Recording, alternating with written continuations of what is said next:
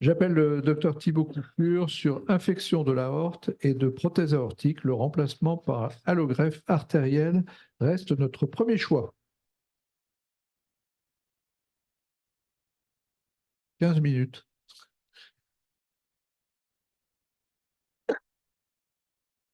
Messieurs et madame les membres de l'Académie, merci d'avoir invité le service à parler de cette thématique des chirurgies de recours en chirurgie vasculaire. Et donc, je vais essayer de tenir les 15 minutes annoncées. Je vais donc vous... Non, c'est simplement parce qu'on a un problème de visio. Oui, c'est pour ça que... de délai, oui. En termes de délai, c'est pour ça. C'est que ça coupe à 17 heures. Je vais faire de mon mieux.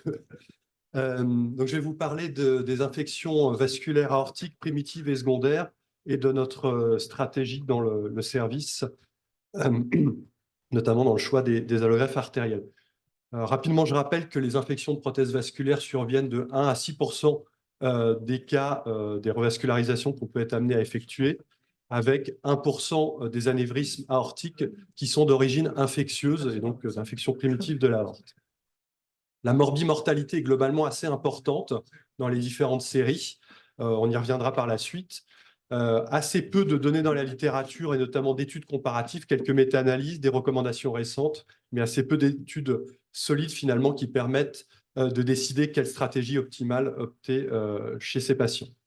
Il s'agit très clairement effectivement d'une chirurgie de recours. Dans notre expérience, ça représente à peu près 80% des allogreffes qu'on est amené à effectuer dans le service, qui viennent donc d'autres centres, d'autres qui nous sont adressés secondairement.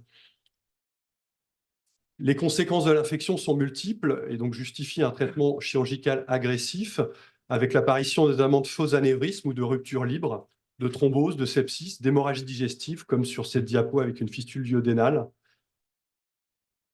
ou cette photo assez évocatrice d'une fibroscopie œso-gastroduodénale et une prothèse visible à l'intérieur.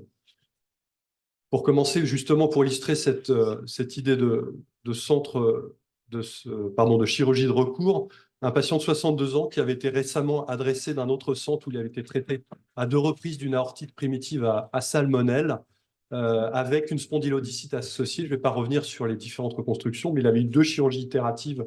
La première avec un patch de péricarde tubulisé et secondairement, à cause d'une rupture septique itérative, un remplacement par une prothèse imprégnée d'antibiotiques in situ, associé à une chirurgie de spondylodicite. Il nous avait été adressé pour une récidive de cette rupture avec un scanner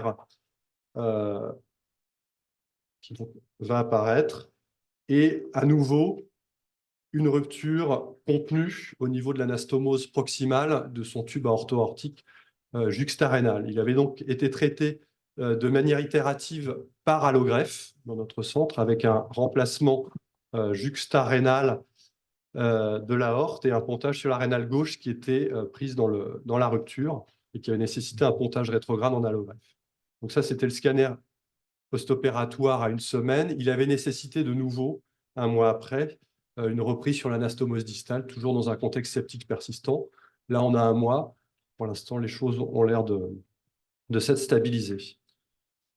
Sur les principes généraux du traitement de ces infections, alors, de prothèses et également d'aortite infectieuse, le traitement antibiotique avec la gestion des complications médicales et sur le traitement chirurgical, idéalement, l'ablation complète du matériel infecté ou du site infecté quand il s'agit d'aortite primitive, le traitement d'une fistule associée digestive et le problème essentiellement qui va nous préoccuper plus en avant aujourd'hui, de la revascularisation itérative qui peut se faire soit sur le même site in situ, avec un matériau résistant à l'infection, c'est généralement le choix qui est recommandé en première intention, ou extra-anatomique, c'était effectivement le traitement historique, l'ancien gold standard, comme on va le voir après. Et la couverture du greffon en fin d'intervention, notamment par épiploplastie en cas de chirurgie à l'étage abdominal. Alors, sur l'ablation partielle ou complète, globalement, les choses sont assez claires, puisque dans les rares données qu'on a dans la littérature, on voit que les patients qui ont été explantés de manière partielle ont souvent des récidives septiques, comme dans cette méta-analyse de 32 articles qui regroupaient des infections de prothèses vasculaires, ou des reprises sur l'allogreffe, comme dans cette série américaine de 2014 qui regroupait un peu plus de 200 allogreffes. L'échec en fait du traitement partiel s'explique par la pérennisation de l'infection sur ces prothèses, qu'on peut voir également en orthopédie, avec des bactéries qui vont générer un biofilm et qui vont expliquer finalement l'échappement au traitement antibiotique seul et au traitement conservateur. La question effectivement qui se pose toujours, c'est le choix du greffon qu'on va utiliser dans les revascularisations itératives. Et globalement, le choix en première intention va être les techniques in situ, avec au premier plan les veines fémorales superficielles et les allogreffes dans les recommandations, avec d'autres alternatives qu'on va citer après. Idéalement, on devrait avoir un greffon résistant à la réinfection, disponible, simple d'utilisation et stable à long terme. Malheureusement, évidemment, aucun des greffons actuellement disponibles ne répond à l'ensemble de ces exigences. Je vais passer rapidement sur l'ancien gold standard qui était le pontage extra-anatomique avec ablation de la prothèse aortique et un pontage le plus souvent axillo-bifémoral à l'étage aortique sous-rénal, qui reste encore utilisé en cas d'infection vraiment, on va dire, très importante à l'étage abdominal, mais reste rare en raison du risque de réinfection, du rupture de moignon aortique et de thrombose de ces pontages assez longs axillo-bifémoral. Actuellement, le choix de première intention se porte sur les techniques in situ, puisqu'elles sont associées à une meilleure survie à 30 jours et 1 an pour les techniques in situ, et une préférence donc pour les allogreffes artérielles ou les veines fémorales superficielles en termes de réinfection par rapport aux prothèses in situ. Même chose pour les fistules aortodigestives qui constituent effectivement souvent un challenge technique un peu plus important avec une charge bactérienne beaucoup plus importante. Les alternatives que je vais passer rapidement, que ne sont pas celles qu'on utilise en première intention, sont les veines fémorales superficielles qui ont l'avantage de présenter un taux de réinfection assez bas, des bons taux de perméabilité, mais qui ont l'écueil de prélèvements bilatéraux des veines fémorales pour reconstruire un carrefour aortique qui sont généralement assez longs, avec une morbidité propre du prélèvement, à savoir des syndromes de Loge, des phlébites et des syndromes d'insuffisance veineuse chronique séquelaire. Ça, c'était les différentes séries où on voit effectivement des taux de survie, des taux de mortalité précoce assez satisfaisants et des taux de réinfection assez bas. L'alternative des prothèses imprégnées, soit d'antibiotiques avec le risque de résistance, et qui sont généralement utiles sur des germes peu virulents, ou d'antiseptiques comme les sels d'argent, qui ont une activité certes un peu plus large antibactérienne, mais dont le principal écueil va être évidemment la réinfection. On voit dans les différentes séries accessibles dans la littérature, alors, des taux de réinfection qui vont jusqu'à 13% des patients. Plus récemment sont apparus d'autres matériaux, alors qui sont pour l'instant d'utilisation un peu plus anecdotique, avec des séries qui ne dépassent pas 70 patients, qui peuvent montrer des bons résultats en termes de taux de réinfection, mais encore une fois, des résultats assez limités, donc des prothèses biologiques faites le plus souvent à partir de péricarde animal.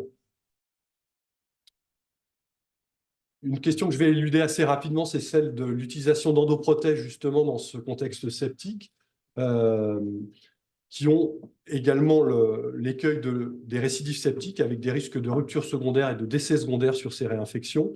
Sur les fistules digestives, c'est encore plus important, comme on voit dans cette méta-analyse, 44% de récidives infectieuses à 1 an et de saignement.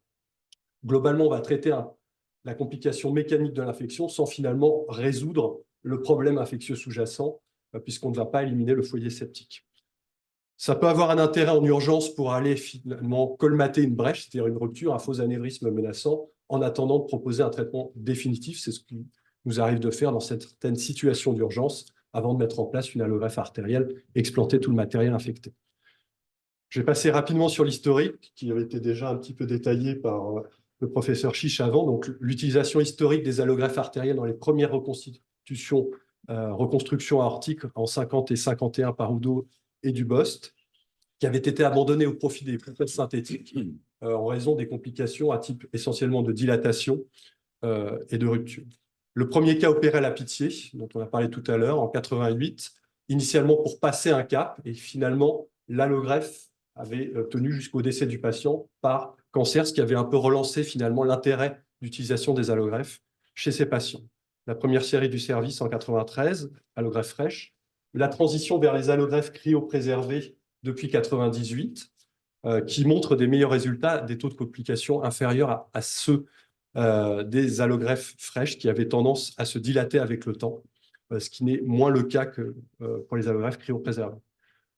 Donc, les allogreffes artérielles cryopréservées ont montré leur résistance à l'infection dans les modèles animaux et in vitro par rapport aux prothèses, à la plupart des germes responsables d'infections de prothèses vasculaires, avec la limite des germes virulents, des taux de réinfection clinique dans la littérature qui varient de 0 à 6%, ce qui est un peu comparable à ce qu'on peut voir dans l'utilisation des matériaux autologues tels que les veines fémorales superficielles. L'avantage de conserver les propriétés mécaniques du vaisseau prélevé et à la phase initiale l'endothélium, même si après, effectivement, il y a une phase de recanalisation par les cellules du receveur du tissu aortique. Je passe rapidement sur les méthodes de prélèvement multi-organes. Le protocole, effectivement, de transport avant conservation en azote liquide à moins 150 degrés sur ces allogreffes qui vont être disponibles après une période de quarantaine d'un mois et vérification des prélèvements bactériologiques et virologiques pour leur utilisation, donc après, un mois après leur congélation. Une méta-analyse a été parue assez récemment, de 2020 de mémoire, sur l'ensemble des études qui étaient parues sur les allogreffes et avait regroupé 31 études, 1400 patients, des taux de mortalité assez acceptables dans le contexte. Alors là, on parle du sous-rénal, des taux de dégénérescence anévrismale assez rares, avec l'écueil quand même des allogreffes cryopréservés qui sont la rupture à court terme, qui peut être mécanique ou septique dans le cadre d'un sepsis non contrôlé, et les sténoses et thromboses à long terme, essentiellement sur des calcifications. Mais des taux de mortalité directement liés au greffon assez bas, finalement, assez peu de patients qui mouraient de rupture d'allogreffe, 3,58% dans la série. Ça, c'est la série du service qui reprenait 200 infections de prothèses à l'étage abdominal, avec des taux de mortalité comparables à ce qu'on voyait dans la méta-analyse, avec 14% en intra-hospitalier. L'écueil des ruptures et faux anévrismes à 6 mois, avec 8% des patients, et des taux de reprise à long terme, essentiellement des sténoses et des thromboses, avec 12% des patients. Des taux de réinfection qui restaient acceptables. Donc là, les courbes de survie, des taux de perméabilité également satisfaisants à l'étage aortique, et donc des patients qui décédaient essentiellement en post-opératoire, des conséquences du sepsis et éventuellement d'hémorragie, plus que d'une défaillance du greffon, donc de causes cardiaques, pulmonaires essentiellement et digestives.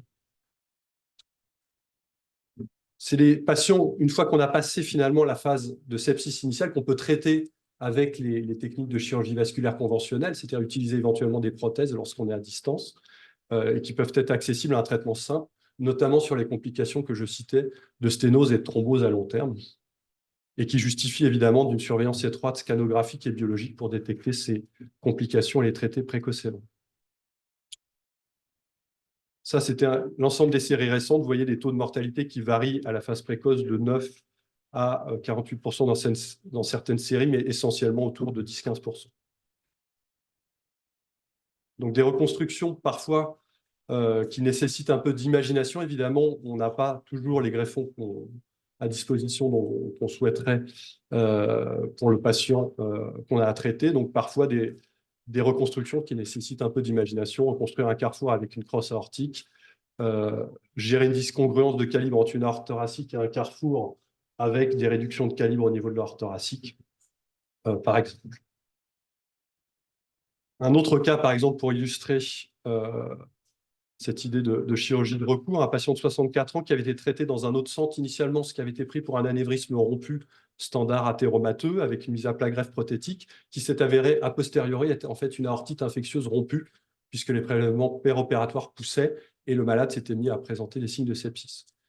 Il avait donc été traité en urgence, comme c'est le cas pour un anévrisme rompu par une prothèse synthétique, et un mois après avait présenté des douleurs abdominales avec une rupture contenue de son anastomose proximale, qui avait été traitée en urgence dans notre centre pour juguler donc cette rupture aiguë par une endoprothèse temporaire, en attendant de bénéficier d'un traitement définitif par une allogreffe artérielle. Donc ça, c'est le résultat après exclusion par endoprothèse du faux anévrisme.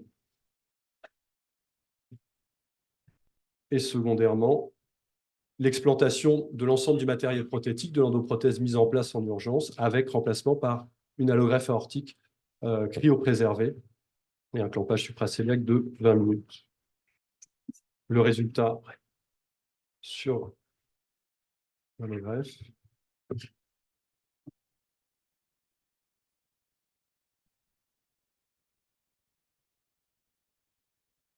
Avec un résultat satisfaisant et l'absence de récidive de faux anévrismes.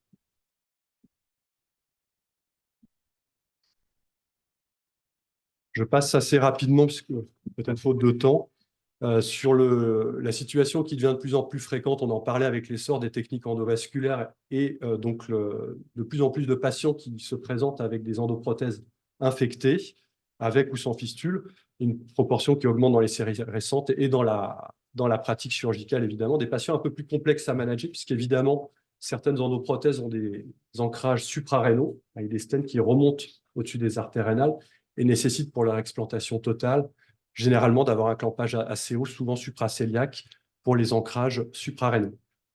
Avec, dans les séries de la littérature, un avantage clair pour les allogreffes et les veines fémorales superficielles à nouveau.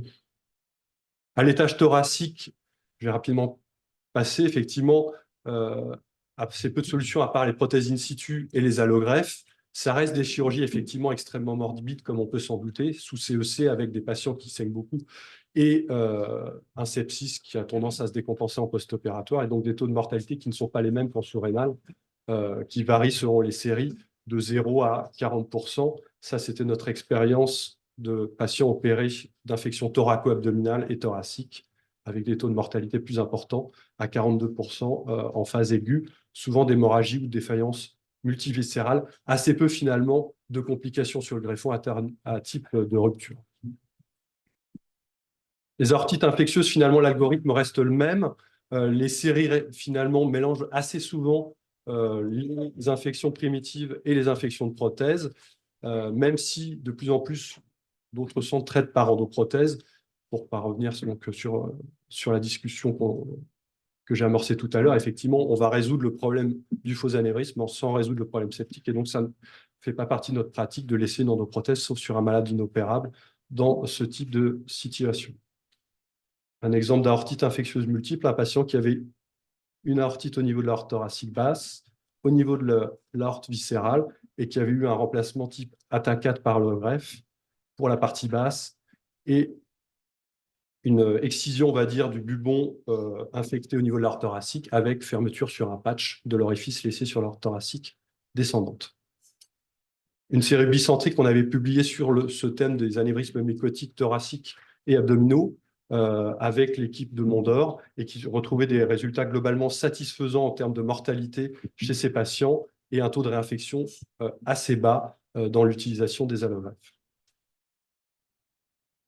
Donc avec la répartition entre les anévrismes infectieux thoraciques, thoraco-abdominaux et abdominaux. En conclusion, la réparation in situ dans le cadre des infections aortiques primitives et secondaires reste le traitement de référence. La question donc se pose du greffon à utiliser. L'attitude du service est d'utiliser de manière historique les allogreffes artérielles cryopréservées. Pourquoi? Parce qu'elles ont prouvé leur résistance à l'infection de manière clinique et dans les études fondamentales. Elles présentent des résultats cliniques globalement satisfaisants au regard de la pathologie, la gravité de la pathologie sous-jacente, et elles peuvent être utilisées aussi bien à l'étage abdominal qu'à l'étage thoracique. Elles ne sont évidemment pas exemptes de complications à court et à long terme, et un suivi assez rapproché reste nécessaire pour détecter ces complications précoces, essentiellement à titre de rupture, et à long terme, plutôt occlusives, afin de les traiter à temps. Je vous remercie de votre attention. Merci beaucoup, Dr. Couture. Nous sommes plusieurs orthopédistes dans cette assemblée. Il faut bien dire que les greffes, les allogreffes cryoconservées ont un intérêt également au niveau osseux. Et donc, c'est vrai que leur résistance est tout à fait très intéressante. Je vois que le professeur Schoenberg hoche de la tête. Y a-t-il des questions sur cette belle communication très claire? Oui. Une petite question, vous n'avez pas du tout parlé de l'épipléoplastie. Alors, effectivement, faute de temps, je vais essayer d'accélérer. Effectivement, c'est le dernier temps dans le traitement, vous avez tout à fait raison, le dernier temps du traitement chirurgical après la revascularisation opérative et qui reste fondamental si on veut effectivement éviter toute récidive septique, toute fistule, refistulisation, on va dire, du type digestif sur la reconstruction artérielle et donc une rupture itérative, ça va être la couverture. À l'étage abdominal, soit effectivement, on a des tissus rétropéritonéaux qui permettent, ce qui n'est pas le plus souvent le cas, mais parfois, permettent d'isoler l'allogreffe avec les structures digestives. Au Scarpa, ça peut être des plasties du couturier, effectivement, qu'on peut utiliser si on a des problèmes de perte de substances importantes qui ne permettent pas de recouvrir. Et effectivement, l'épiphloplastie assez facile sur les allogreffes à l'étage abdominal pour recouvrir, notamment dans les situations de fistule digestive où c'est systématique. Et effectivement, je ne l'ai pas détaillé, mais l'équipe de chirurgie viscérale avec qui on travaille a tendance effectivement, dans les cas de fistule duodénale qui pose effectivement le problème de proximité entre la reconstruction artérielle et le tube digestif réparé, à aller décroiser en fait le duodénum pour le mettre vraiment vers la droite et donc un peu, on va dire, séparer les problèmes, les refistulisations vers la droite et les problèmes vasculaires à gauche, en interposant effectivement un épiplot entre les deux pour vraiment cloisonner les deux problèmes. Effectivement, c'est effectivement un des pans importants du traitement qu'il ne faut pas négliger à la fin de l'intervention. Merci beaucoup. Je vais appeler la communication suivante qui se fait en visio du docteur Julien Godric sur l'évolution stratégique dans le traitement des anévrismes de la crosse aortique postérieure. Est-ce que vous êtes branché, docteur Godric?